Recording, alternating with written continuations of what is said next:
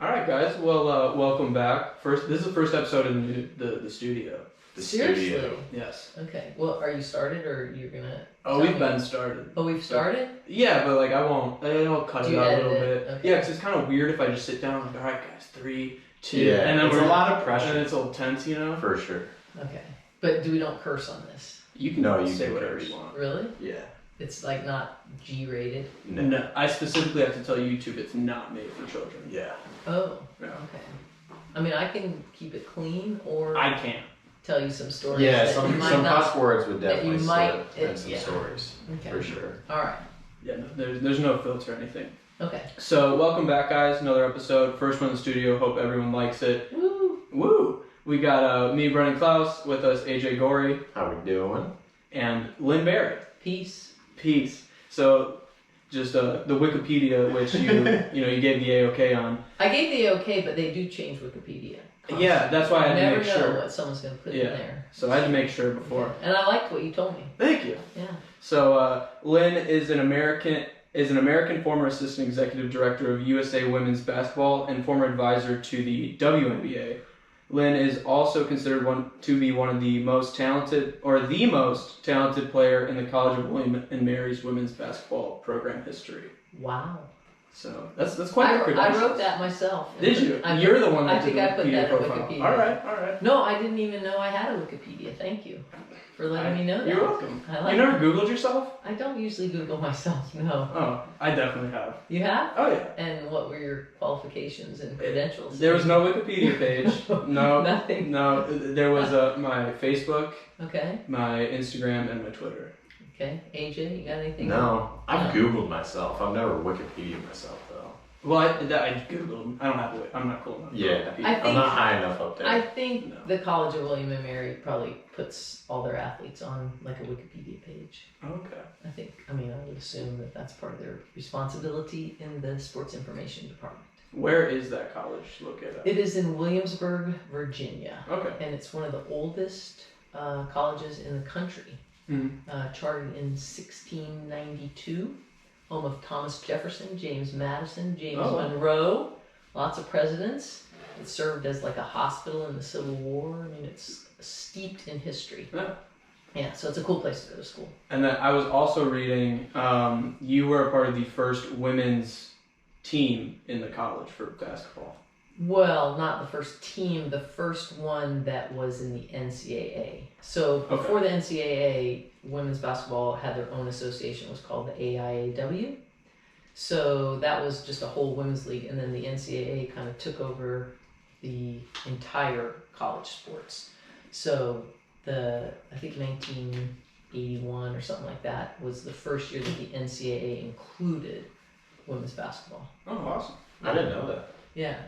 So before that, there was a whole nother association for the women. And then the NCAA came and let the women be part of them. And it might have been before 81, it might have been 80 or 79, something like that. Was that like a struggle to get done, or was there pushback? I think there was pushback to not do it, but obviously it turned out great. Mm-hmm. I mean, it's definitely the best thing that's ever happened, and now the problem is with COVID, all sports are suffering at the collegiate level. Yeah.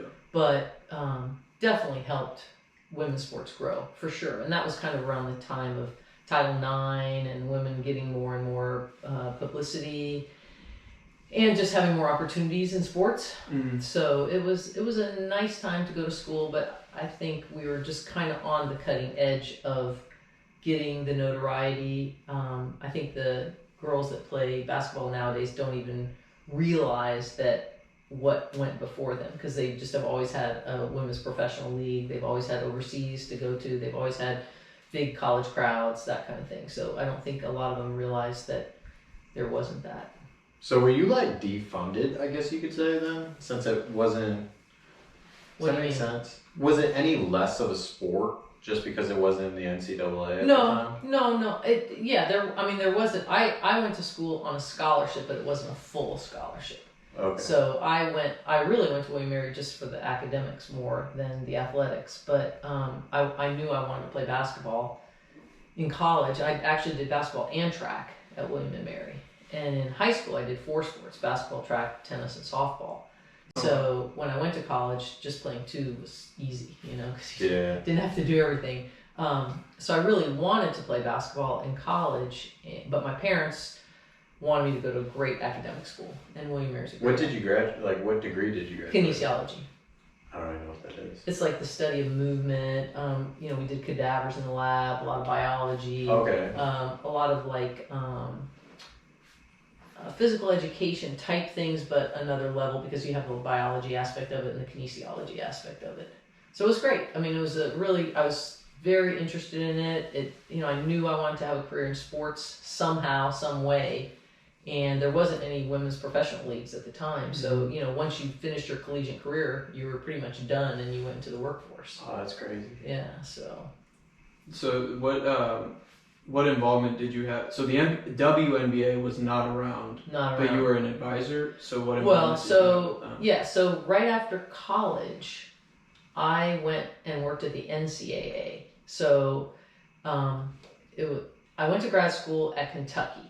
Mm-hmm. So the reason I went to Kentucky for graduate school is because William & Mary is an academically oriented school, and I think Kentucky is an athletically oriented school. So I wanted to have both sides of, you know, to see what both were like. Mm-hmm. And, you know, just interesting things at William & Mary.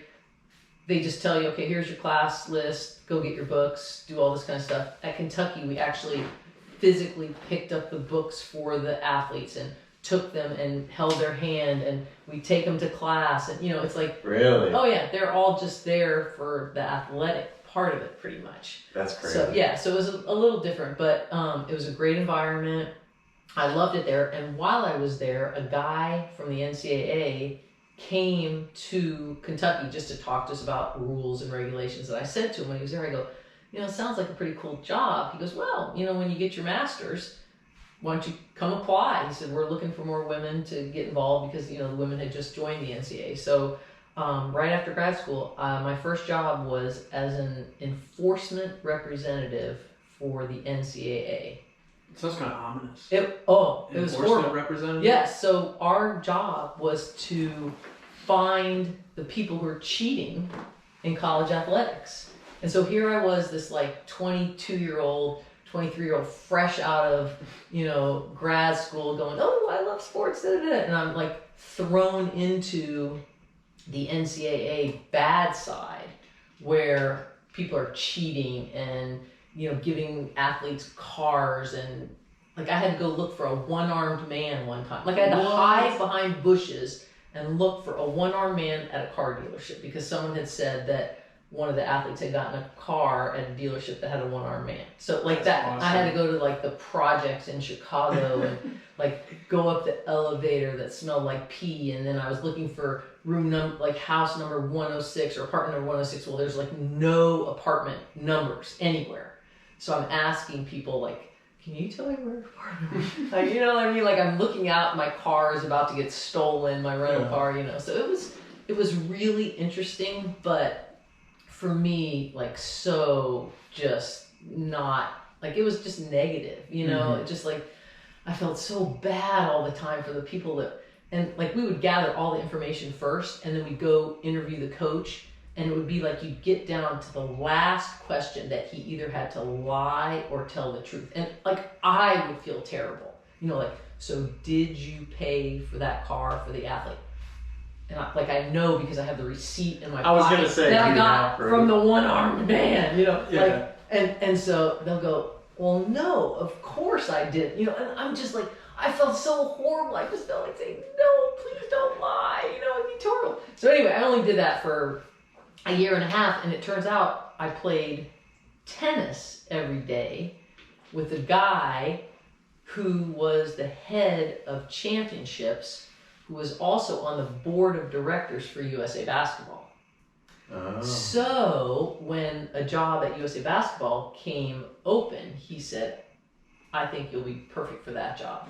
And so he like helped me get that job.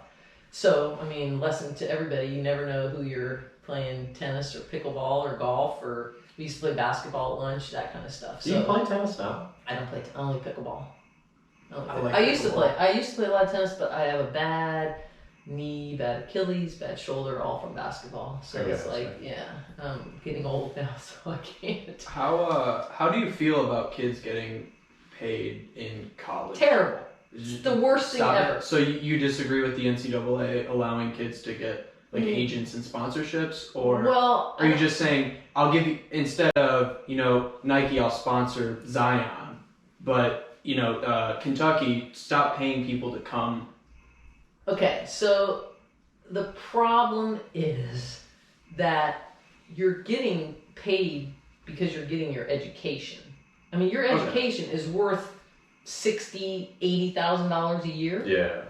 And you have no other way or place to showcase your talent. So they say we're being exploited, but guess what? You're not really being exploited because you need the university as much as they need you, in a sense. And all the players get a salary too, right? No. Not like a salary, but like they get for like an away game. They get like $300 meal to go money get and food, stuff. And then right? most players get Pell Grants too. So it's like a low income grant from the government. So they'll get like $5,000 a semester as a Pell Grant. So most of them get that. And see, the problem with saying, okay, athletes can get paid is who decides which, like, that's only going to be 5 or 6, 10 athletes, right? So does that allow an equal playing field? I mean, the whole purpose of not allowing schools to cheat or like recruit illegally or doing that stuff is because you want a level playing field. You don't want everyone to go to one school because they get paid to go there or a booster gives them a card. You want everyone to have an equal opportunity to pick the school they want to go to, recruit those athletes there, and then have a level playing field to play. Because part of what I like about watching John Morant, he came out of no-name school and he just dominated March Madness. He is awesome. I loved watching him. Yeah, he's awesome. So I can see where that's coming from, and it makes sense because then Kentucky, Duke, North Carolina, they're always going to be. They would be the dominant schools because they could pay their players, or the players are so well known that they get money. And now the G League, which is the NBA developmental league, used to be the D League, but now Gatorade sponsors it. They took some kids out of high school that opted not to want to go to play in college, and they took them into the G League. So they said, we're going to provide an alternative for kids who don't want to go to college. Okay, so it's kind of like baseball then. Yeah, kind of, yeah. I think so. And they paid them a little bit more.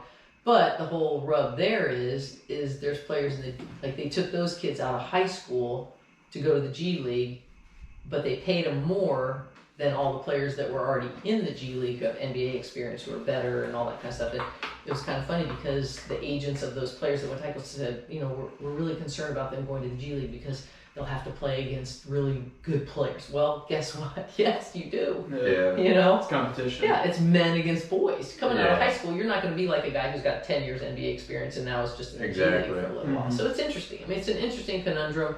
Like, I'm just all for education. I just think, I don't care how long you stay in school. I mean, even Zion said, look, I love my years at Duke. I mean, he loved his year at Duke. It's, when else can you play the game for fun? It's not your job. It's for fun. And you have your, college students cheering for you. And it's just such a fun environment. And I think you miss out on so much if you don't go. And you don't think Duke makes any extra money off of having Zion on their roster? Oh, yeah. Of course they do, because they sell more season tickets probably. But they sell out all the time anyway. Yeah, that's true. They sell out every game anyway. Yeah. I mean, they're gonna have anything. But they love having Zion because then they can go farther in the NCAA tournament, which means I think you get more money at the end if you've gone farther. That kind of thing. But, I understand what they're saying about athletes. Like, if the school can sell their jerseys and make money off it, why can't the kid get some of that money? I think that's what started, or maybe it was like a video game or something that the NCAA was using. There was something about the about running back. I forgot who it was. Yeah, there was something. He did a big deal about it. Yeah. But it doesn't. You brought up earlier that they are getting a $60,000 a year or more. Yeah. And housing and tutors and helping you learn to be a student. I mean, it's got to help you in speaking, in grammar, in just your life after basketball. I mean, I just really feel like I mean, education can't be taken for granted. You know, I mean. And then how many of these kids are going to the NBA after? Well, they all think they are. I know, but every college player thinks they're going to make the NBA. I think you kind of have to. It's less than 1%. It's less than 1%. Don't you kind of have to think that you're going to? Well, you want to, but the reality is you're not going to. I mean, it's such a small number of people. I see that with so many golfers down here. Everyone thinks they're going to be a pro. Dude, I'm like, yeah. I mean, no judgment, but I think hitting a golf ball is harder than playing basketball. I mean, being good at golf, I mean, that takes hours. Well, the other thing about golf is it's objectively measured. Yeah. Basketball is subjectively measured. It's a team, so you can say, yeah, I really want that person because I like their attitude. I like that. That's you know, true. golf, you either make the cut or you don't make the cut. Yeah. Same as swimming, same as tracks. You know, gymnastics is subjective. So there's so many different sports that, you know, I agree. Golf, and I think people are delusional. I mean, people want to go pro in pickleball. Like, is there professional pickleball? Oh yeah, it's the fastest growing sport in America. I've heard. I can believe it. No, fastest growing sport in America, and the orthopedic surgeons love it because the older people are playing, and everybody's like ripping their Achilles and right when that injuring their knees. Yeah. It's brutal. Right when that court got built at National, I kid you not, at least 10 members were out with injuries. Someone tore their ACL. Pickling? Gore.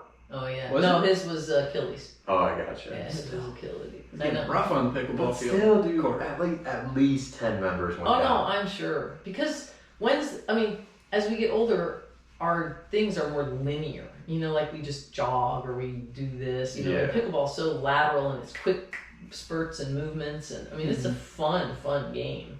Yeah. You know, but yeah, I can see why people get hurt doing it for sure. Yeah, I like it's because it's more mellow. And my mom plays tennis, so I'll play tennis with my mom. I just get dogged. Yeah. Just like, oh.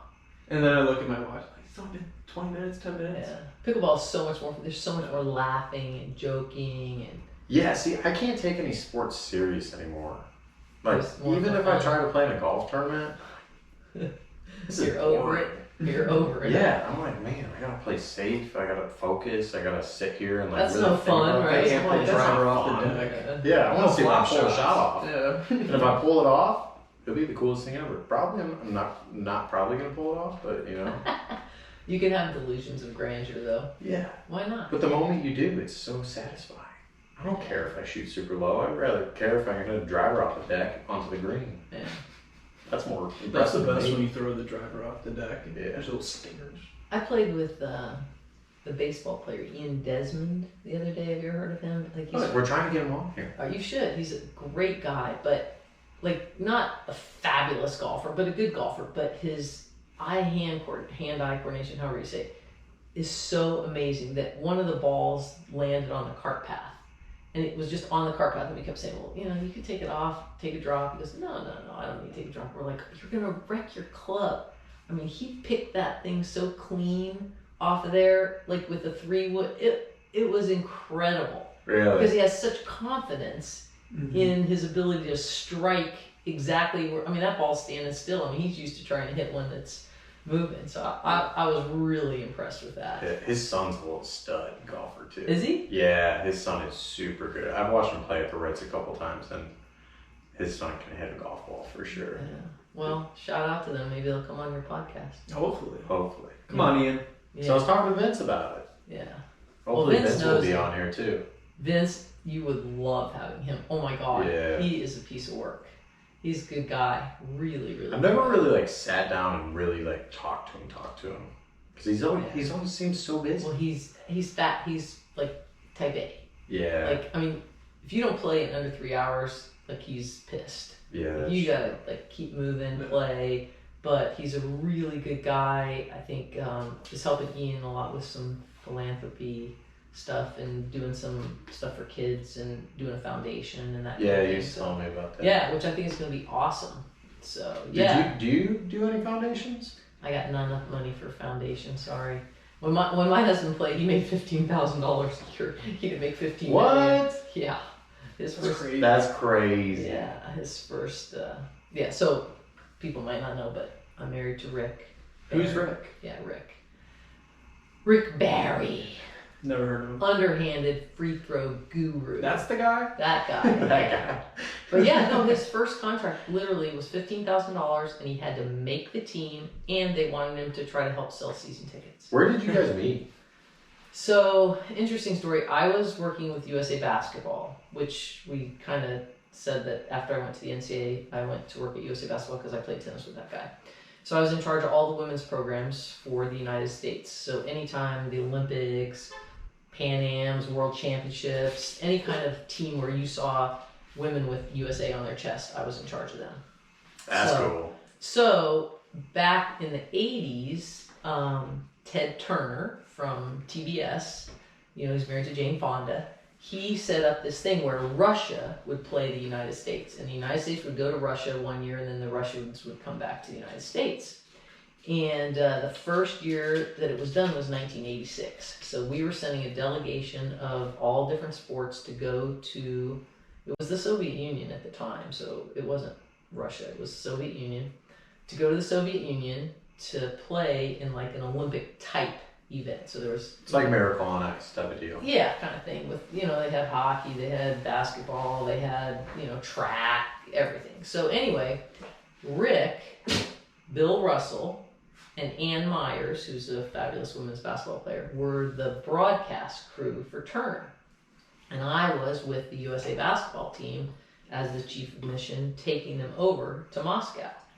So before we went, Rick came to meet the team and kind of come to a practice, that kind of stuff. And as he tells the story, he was looking in the publicity stuff and saw my picture and was intrigued. He was intrigued. So anyway, all right. Yeah. So and he was divorced at the time, or going through a divorce at the time, and so we met briefly there, and he was like, check it out, I guess. Whatever. I'm not going to tell the story. He needs to tell the story. But anyway, he put like a note on my door that night, like he knew where I lived or something. He put, hey, meet me someplace for a cheeseburger or something like that. And I was like, who is this person? Like, no. And so I just threw it You like cheeseburgers? Yeah, I know. I didn't know who he was. But anyway, then we get to Russia, and they were broadcasting our game. So we spent a lot of time with him and Bill Russell and Ann Myers because they were doing all the games. And of course, there was nothing over there. But they were staying at the press hotel, so they had microwave popcorn, they had Diet Coke, they had chocolate chip cookies. I mean, we're eating like borscht and, bean salad and, just all this horrible Russia's stuff. finest cuisine. Yeah, Russia's finest cuisine. So every day he would bring a little bag of microwave popcorn for me and Diet Coke, and we actually played some tennis over there. There was a couple of tennis courts, and Ann Myers was a good tennis player, and Rick was a good tennis player, and I played a lot of tennis at the time. So we played a lot of tennis there. So then, as he likes to tell, our first date was the opening ceremonies of the Goodwill Games, July 4th, 1986. And then 5 years... Was that your first date as well? Well, I'm not sure I knew it was a date at the time, but I guess it was. That counts then, yeah. And then he says there was 5 years of relentless pursuit after that. But he had a lot of baggage, so I had to kind of vet him a little bit, sort it out, that kind of thing. So, but it worked out. We've been married almost 30 years since then. So that's a pretty cool first date. It was yeah, it was really cool. In fact, the opening ceremonies of the Goodwill Games was better than any Olympic opening ceremonies that I've ever been to. And what was interesting about it is that day of the opening ceremonies, these clouds had come overhead, and everybody was like, oh my God, it's going to rain, it's going to be horrible. And all of a sudden it just started pouring rain, and we were just so distraught that it was going to be ruined. And later we learned that the Russians actually seeded every cloud within a 100-mile radius, which means they shoot something up in there and make it rain. What? Yeah.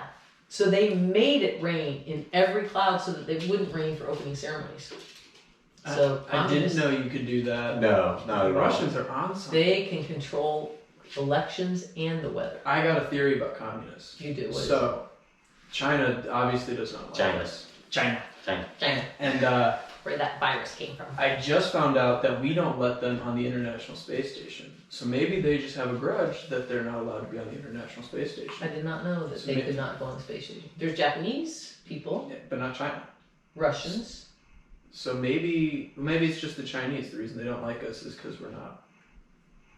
Just saying. Maybe we should just let them on and then they'll be cool. That could be a possibility. Or they would just... Do you think it's all about the space station? If I put on my tinfoil hat, yes.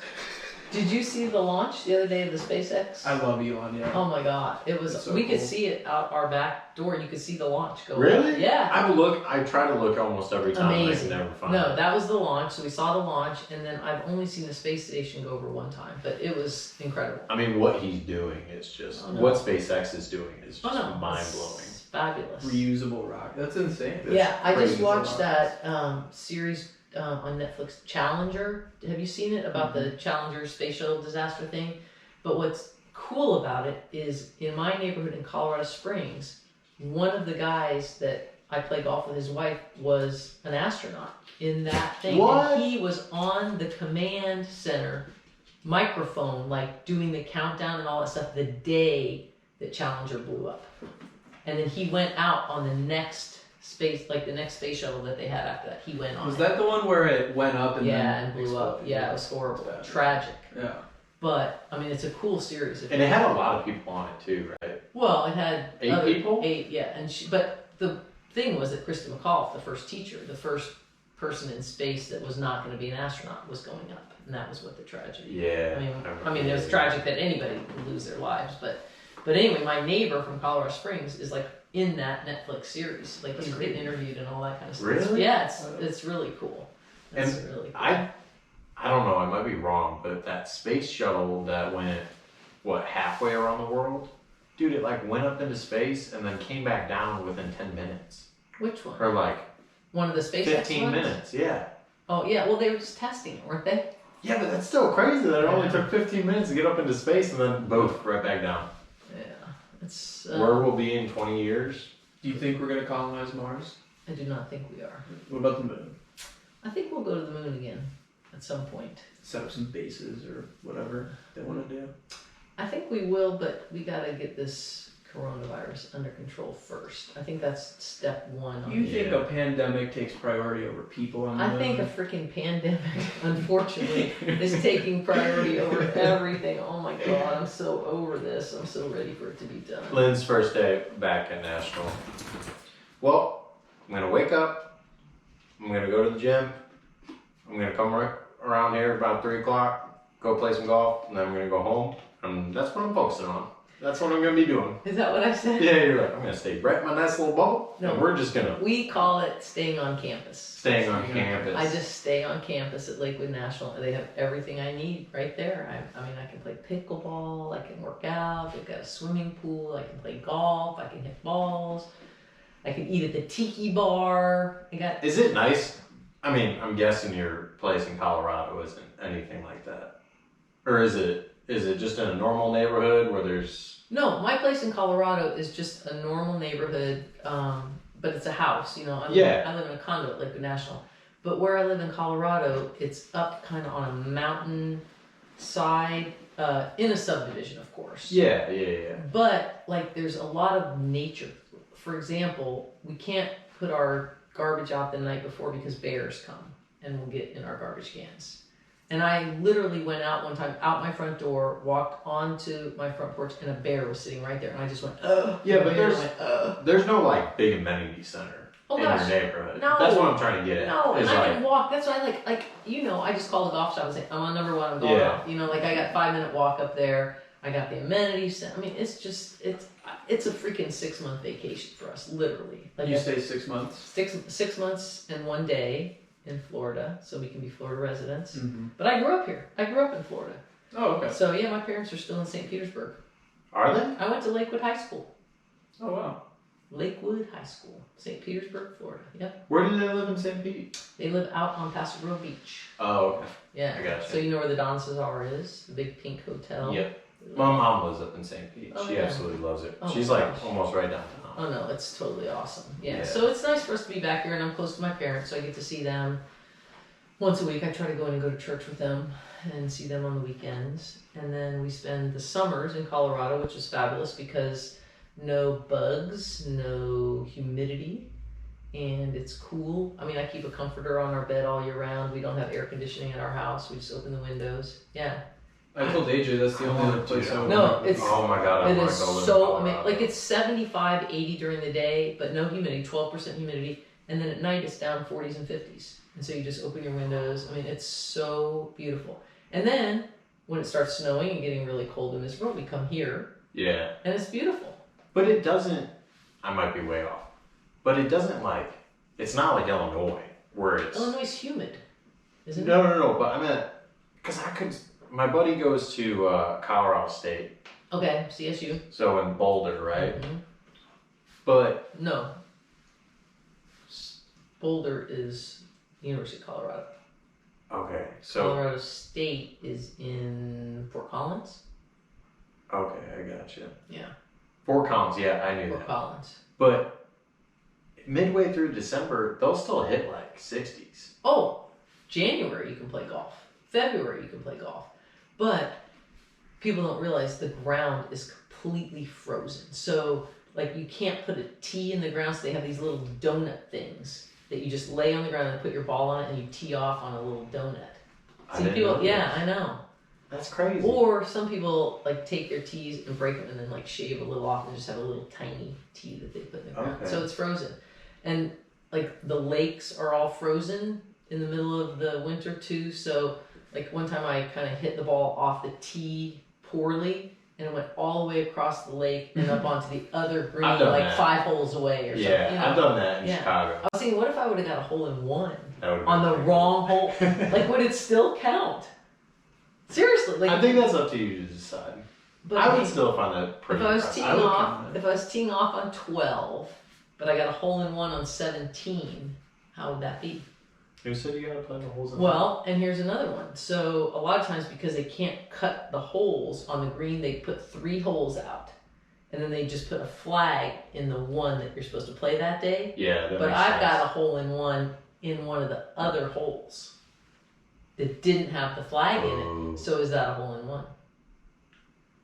It went in a hole, just not the hole with the flag. I don't think personally I would count it as one, I didn't. just because it wasn't what I was going for. I know. But it'd still be pretty cool. I know, it was great. But I didn't have to buy drinks either, so that was good. Yeah, that's Saved the me one a part that lot I'm of- scared of. If I was going to get a hole in one, I'd be like, shh, Yeah. don't tell Yeah. anyone. Yeah. Especially the dudes I play golf with. Oh my gosh, I'd be broke. I would buy it for my foursome, but I don't want to buy for everybody. There's people that come in and they do the whole restaurant. Thank you. Who has that kind of money? I guess don't a know. lot of people. We need to have them on. You do. Yeah. And then maybe they could monetize you too. There we go. Just, I mean, forget about, like, just let them sponsor. That's- Yes. I like the we idea. got some ideas going. We got it. We got some Who ideas can we going. get? We got to get some people on. We got to get Ian. We got to get Rick. What other famous people? Do we know any other famous people? No. Maybe some lightning guys come play. Yeah. And there's a lot of like those Pittsburgh Pirate people that come. Yeah. I just met the And coach the Orioles. yesterday. I just talked to the coach yesterday. He was a pretty chill dude. He came out and played some golf. Chris Sabo plays golf at our course. I don't know who that is. He played for the Reds way back in the day, and he was like a stud. Oh, I think yeah. he's in the Hall of Isn't Fame. Dick Vitale around this area too? Yeah, he's over in Country Club. Yeah. He lives. Why I think don't he you- actually just sold his house in Country Club. Did you get him, baby? Come on. I know Terry Bradshaw sold his place in concession. Yeah, he did. So that's out. I don't even know how much he was honestly there. But I've never played concession. I've heard it's amazing. I just got the hookup today. I've heard it's $100 so to go out there hard and play. though. I've heard Yeah. it's really hard. I have enough trouble having fun playing golf. I don't know if I want to do it where it's really like supposedly every green is like domed. Yeah. And they're 13s and they just roll straight back off. when they But end up supposedly there. the nice thing about it is you're not supposed to be able to see any houses from the Yeah. golf. And that's like playing the Ritz. Have you ever played the I Ritz? played the Ritz. I like It the is Ritz. nice. Beautiful. I thought the scenery and everything was amazing. Yeah, but it's nice not having houses and having to drive, miles to that tee box, and then you gotta go to this tee box. And Crossing going roads. in people's backyards to get your Yeah. ball when they're in the swimming pool. Yeah. That kind and of that's always really awkward. It's a little awkward. I had some friends in Colorado that were right on the golf course, and what they did is they just every night they would like go get all the balls out of their yard, and they put them in a little basket. So as you entered their yard, it just said, "Hey, just take one of these. Don't hunt for your ball. Just take one of these. We'll fill this basket tomorrow with the rest of the balls that you need." That's killer. Yeah, so it was good, and they had it was a little poem in the basket, So that it was is cute, awesome. but it was really, and it was like a basket full of balls. So you just took that one, and they had like a little piece of grass there that you could hit off of. See, a couple people that I knew lived on the golf courses, and as a little kid, I just had a cornfield, but I had I'd probably say like a 20-foot gap right in between trees, and I had a fence, and then it was all cornfield. So I'd sit out on my back and just any ball I picked out of that Home Depot bucket, I would just rip them. And I would rip a huge Home Depot bucket with golf balls in one day, and then the next day I was back out there just doing the same thing. Well, we at Lakewood National, so we find a lot of balls, and so we live off of 10, and there's a lake in between us. So after everybody leaves, we just hit balls from our side of the lake. We try to hit them over to the green. It was fun, I try to do that for a lot parties. of the time. For parties, especially on number 9. I try to hit number 1 Piper. I haven't hit it yet. Wait, do you go over the driving range? Over the water, yeah. Oh, the tee box. Yeah. Over to number 1 when it was just a hole before it was an actual golf course. We try that all the time. I could never do it. That's the green that has 3 elephants buried under it. Yeah, that's a nasty one. That's not fun at all. I do want to jump back into, because you kind of just brushed over it a little bit about the Olympics. Oh. Because so I mean, awesome. what? I know, so amazing. My job with USA Basketball was so incredible because I was there for 12 years, so I got to do 3 different Olympics. So I got to go to Seoul, Barcelona, and Atlanta. That's great. Seoul was amazing because the Korean people were just so sweet and innocent, and it was before the Olympics became so big time, and all anybody wanted to do was trade pins and walk around and shop at Itaewon, which is this place where everything was so cheap. I mean, I still have eel skin purses and fake Louis Vuitton bags from there, it was awesome. And then Barcelona was when the Dream Team basketball was started. So I was there with the women's team, and the Dream Team was there, and I was staying at the Dream Team hotel because I wasn't in the village. And so every day, a helicopter would come, land on the roof of the hotel, take Michael Jordan to play golf. He'd play golf, and then they'd bring Michael Jordan back, land on the hotel, and then he'd play a game that night. Did you ever meet Jordan? Oh yeah, for sure. All the Dream Team. I mean, we were yeah, of course. Is he a cool dude? He's a cool dude. But the sad thing is he can't go anywhere without mobs of people. Really? Oh yeah. I mean, he's Michael Jordan. Come on. It's Tiger Woods. That's true. There's some athletes I think that they just transcend everything. Tiger Woods, Michael Jordan, probably LeBron James. Yeah. There's just a few, probably Wayne Gretzky, who everyone would recognize, know who they are. Yeah, that's true. Muhammad Ali would be one, that kind of stuff. Mm-hmm. And I think Michael Jordan's probably one of those. But it was cool. Another funny story. So the Dream Team, mostly big guys, Karl Malone and Michael Jordan and all these people, and they had all the security around them because in front of the hotel, thousands of people just stayed behind these barricades, just hoping to get a glimpse of them. It was like rock stars. But John Stockton was on that team. I don't know if you know John. He's a small white guard from Utah. 6'1". So we were on the bus one day going back somewhere, and the traffic. Oh my God, it was like a traffic jam was just brutal. So we were going to be sitting, a mile from the hotel with probably take us 2 hours to get there. So the security's like, no, don't go off the thing. John Stockton says, I'm going. So he gets off the bus and just walks out. No one knows who he is. Just a guy walking down the street, hilarious. But if anyone else had gotten off, David Robinson or any of those guys, Keem Olajuwon, or any of those people would have just mopped him. But John Stockton goes, I'm going. So he just gets out and goes back to the hotel. I think I was watching a documentary or something about the dream team, and that had came up where one of the, I don't know if it was that story, but they were just like walking around and they were like, hey, you look like so and so. He's like, really? Yeah. I don't know. Yeah. So that was pretty cool. And then Atlanta was cool because it was in our country, Mm-hmm. and that's where that bombing thing was in the park, and we were staying right in the CNN tower, so that was pretty freaky. But that was my last Olympics because my son at the time was 2 years old, and I was just traveling way too much with basketball. I mean, we'd go to Malaysia for 3 days or go to Russia for 2 days or, just around the world for stuff. So it was really exciting to go out with double gold. We like to call it the men got gold and the women got gold in Atlanta, in our home country. It was just, it was awesome. And I'm guessing you were like on the floor for all of course, yeah. I'm so jealous. It was awesome. And then from there, I quit USA Basketball, and I got a job right away with the WNBA, which was starting their women's pro league because of the kind of kickoff, the impetus with Atlanta. So I got into the WNBA and helped start that league and worked as an advisor for 5 years, just as a consultant, and got to see that. Like a lot of handshaking?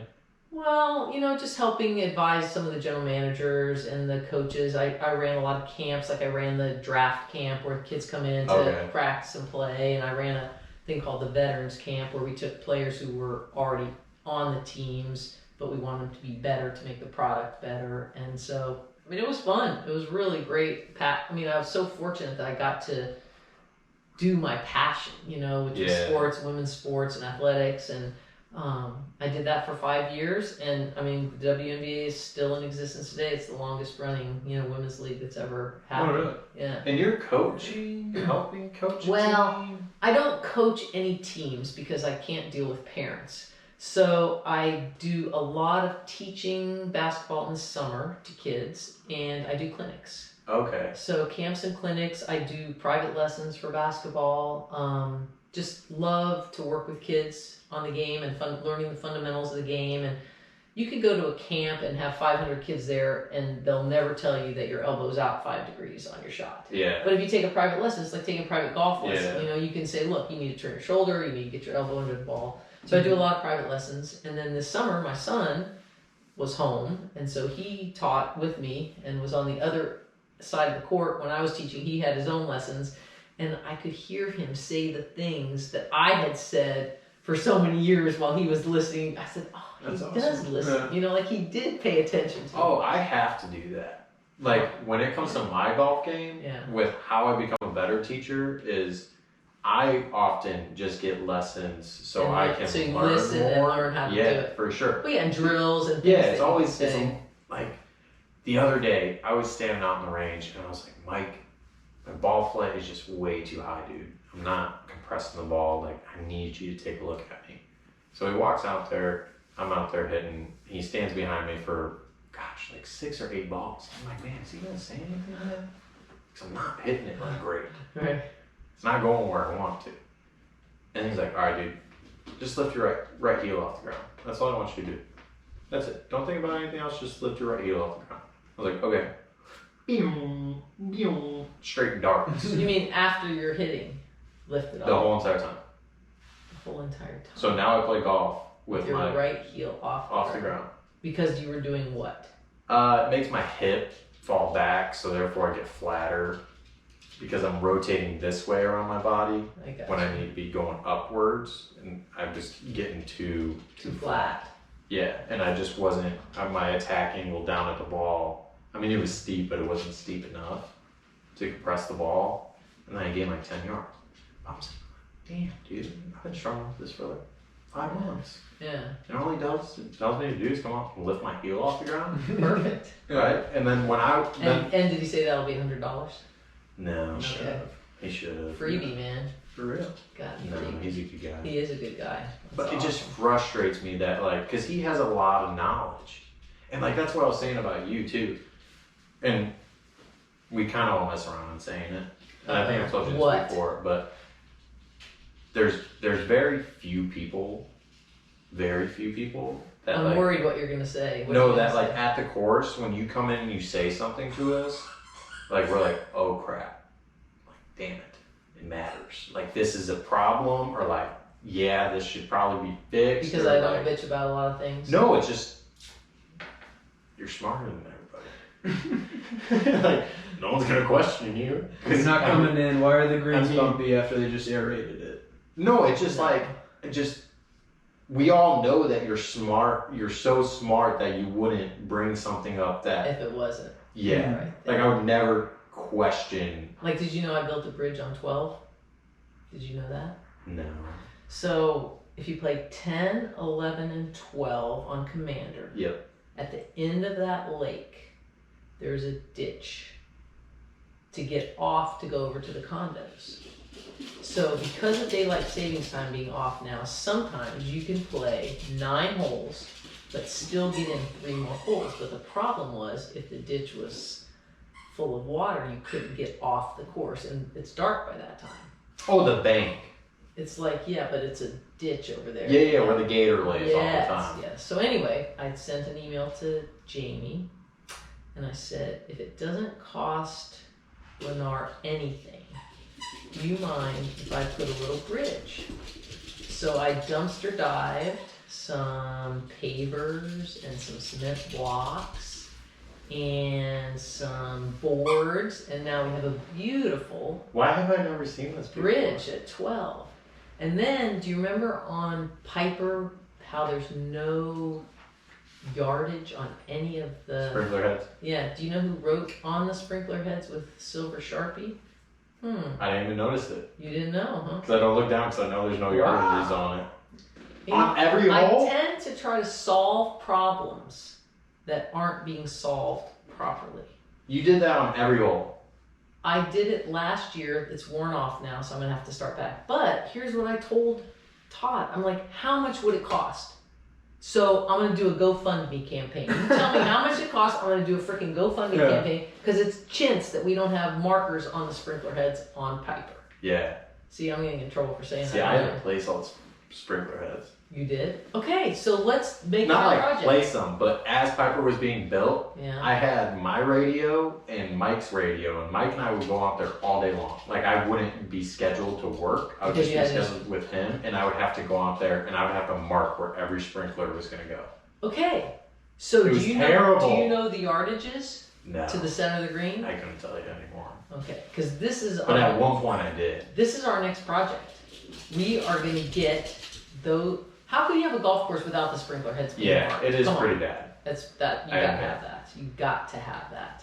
So that's You just starting to line. There's one more. I'm sure There's she's one. gonna go It's again. probably in the igloo, so she might not grab it. Oh, this is the dog. Hi, pumpkin. Yeah, but yeah, that is something. Building bridges, getting some yardages. I got some you're stuff doing out what But do you needs to be done. see what I'm saying? If you told a member, hey, I just wrote out all the yardages on all the sprinkler heads, like, I'd laugh. Like, no, good joke, dude. Yeah. But like, I don't question. I built the I'd be bridge. like, I built the bridge. You should see the stuff you can dumpster dive there. Oh my gosh. People throw everything away and they throw away so many materials. Really? Ah, like, so do you know how there's that little trail that comes into the drink place? Where you Yes. fill up your That was water. a huge step for us. Okay, We tried getting like that little trail. years to get that little Okay. trail there. So my thing about that little trail is we'll dumpster dive some pavers and make it really nice. Okay, I You see got what I'm you. saying? Why wouldn't we do that? Yeah. It looks not great right now, but we'll just continue the pavers. Now you have to think. Okay, we'll Get into way the too much HO, trouble. I know. way more. It's way too much. Might Are have, the pavers it the has to correct be a shape? part of the building. If it's not part of the building, it's not on the blueprint, so therefore the board didn't Approve it. approve it. I know. So that's how we kind of I know. It's slid very that one underneath there scary. by putting just stones. But I think it's practical. It is, 100%. We need people to be practical. Yeah, that's true. Yeah. So. But- Well, I appreciate you saying that about me because I don't want to be one of those people that just bitches about everything. You know, because Yeah. there's people that have too much time on their hands. And it's like, come on, we're in the most beautiful place. We can wear shorts and t-shirts No. in the middle of December, and we're playing golf on campus with no COVID. Yeah. It's great. It is great. It's like living the life.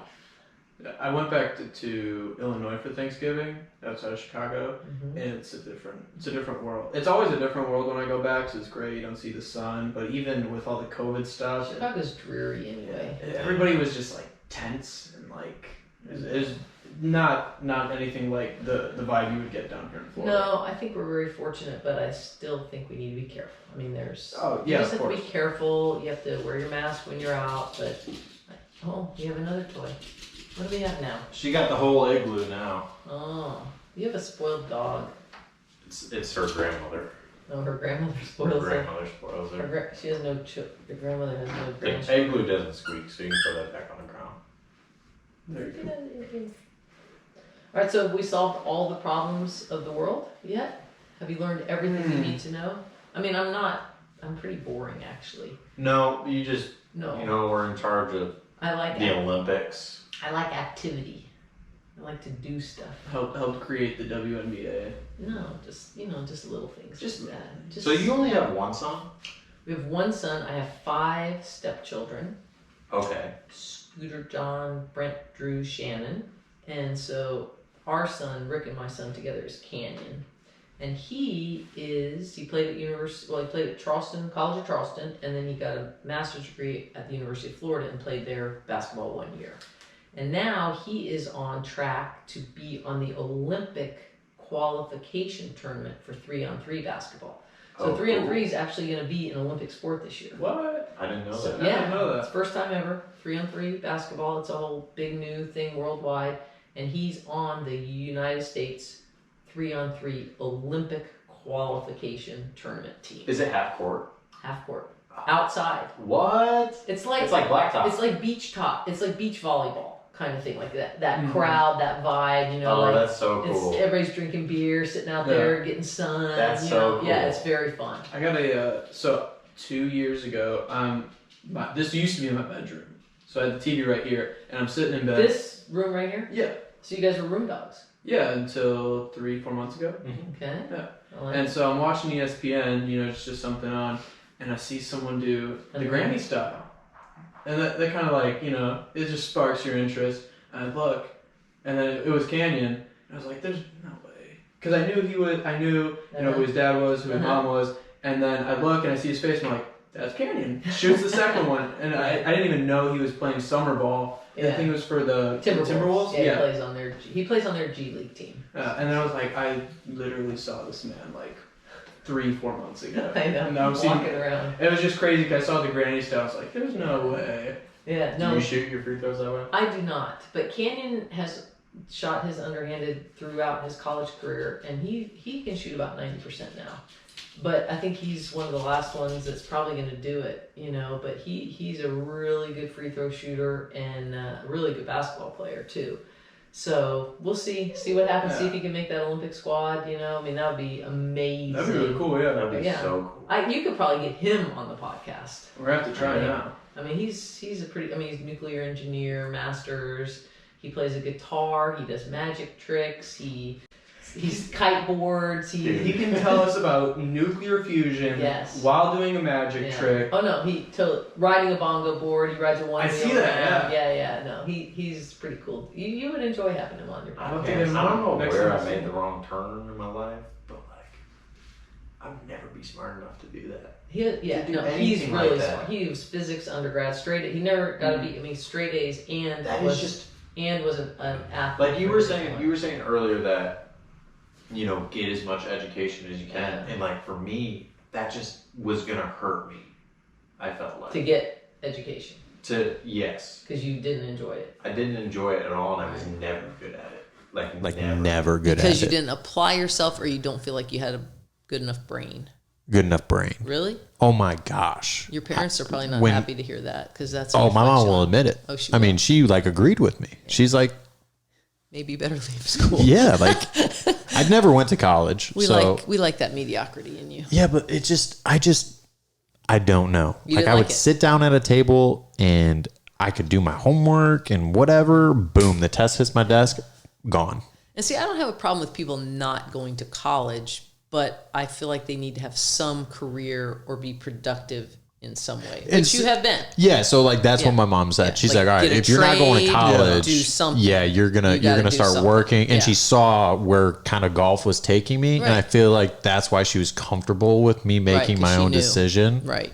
for sure. And I think that working at a golf course helped me learn a lot too, If like you're gonna social pull skills. the college as a scam routine, but then not have like a backup or just kind of like let your life happen how it's gonna happen, then it's like, okay, but why would I listen to you tell me Right. college is a scam? Yeah, no, know, you gotta have so. you gotta have some way in your life to be productive, to enjoy what you're doing, to make some kind of contribution to humanity, to Yeah. do something. I mean, you can't just waste your time on this earth away doing nothing. Yeah. So That's why I'm saying Brennan and I, we're gonna get this thing off the ground. Then we'll be you need neighbors. better guests, I think. I'll be that's, just that's like- your problem. If you could get some better guests, We please. need guests in general. Yes, you We do. need, we need more people coming up. for sure. Okay, I'm gonna try to help you with that, man. That'd Yeah, be like awesome. some cool people. I'm gonna get you some someone really- easy to talk to. Okay. Because it's got to be able to gotta flow. flow. We It's gotta gotta have the flow. Okay. Yeah, it can't be like super 20 questiony. Okay. Because then I would get bored, Yeah. and Okay. I'm not about that. All right. I'm gonna think on that. I'm gonna get back to you, but right. I really appreciate you appreciate guys having me on. Oh, it was great. Thank you. There was one more thing before we end. Uh-oh. So while I was Is this the gift that you're gonna give me for coming on, or what? no, Oh, okay. Shoot. you can have one of these toys.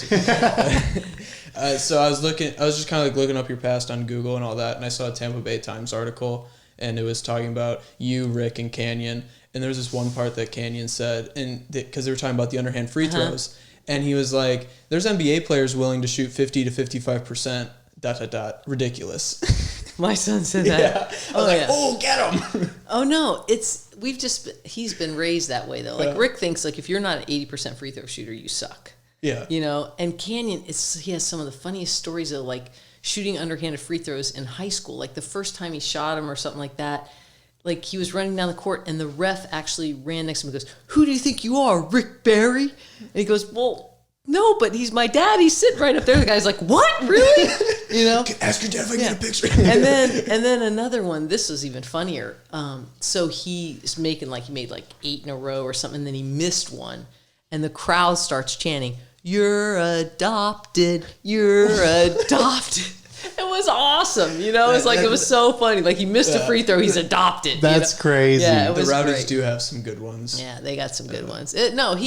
He's gotten a lot of notoriety from it too. I mean, he got in Sports Illustrated with Rick for shooting underhanded free throws. I mean, there's an article in Sports Illustrated about the two of them, and I mean, it's kind of the family legacy kind of thing. I thought it was funny that they're like talking to him about underhand free throws and he shoots back with, "Well, there's people 55%. Like, why are you talking to me about free throws, Yeah. But yeah, I thought that was funny. But I mean, those they need to change. I mean, if you're shooting that poor of a percentage, why not try? It's a free Dude, look throw. at golf. It's free. But that's you true. know? Like it's probably like putting in golf. Is it like if someone has a bad Whatever works, right? Whatever works for you. Yeah. It's like Wolf and his weird funky golf swing, or Bryson DeChambeau right. and his funky golf swing. You just got to do what's best for yeah, you. all the Best baseball for you. players who have a weird, super duper weird setup. Yeah. It works for them. Yeah. if it Why works. change it? Exactly. If it works, do it. As long as it's not hurting you or anybody else, I guess. Right? That is true. very true. Well, That's very thanks- true. Thanks for having me, guys. Thanks for coming over. We appreciate it. Yeah, this was awesome. We really do appreciate it, and it was a pleasure talking with you. Thank you very And much. we'll have to give Rick's podcast a listen. Oh, yeah. didn't The know Warrior. Warrior 24, I think it's Warrior called. And you can 24. if you just Google it, I think Warrior 24 podcast, it comes on. He does it like I think once a week with Cyrus, somebody, and some other surf guy. He's like a surfer guy. Okay, yeah, I so gotcha. they talk about some interesting stuff. But yeah, yeah. I think it's Warrior 24 or Warriors 24 Rick Barry podcast. We'll definitely look it Yeah. up. For sure, yeah. All right, Well, it was a pleasure. thank you. So, any last words or? No last words. Just appreciate being here and good luck to you guys. Thank you. All right. Appreciate it.